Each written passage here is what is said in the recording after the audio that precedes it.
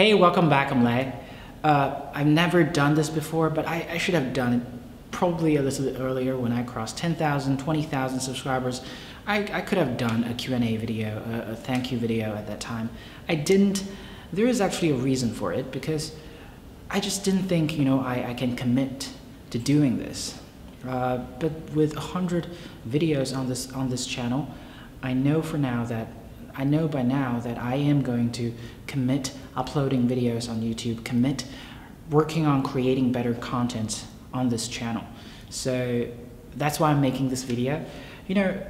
On 27th August 2017, I got my 100th subscribers. That was a huge deal to me, because with 100 subscribers, you can have your customized URL on YouTube.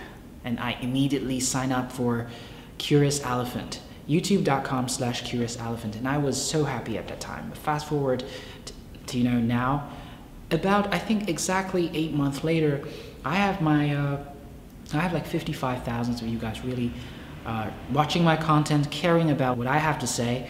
That's amazing. Thank you so much for supporting me throughout this entire journey. Hope you enjoyed my video. That's the point of it all. Hope you will continue watching my video in the future.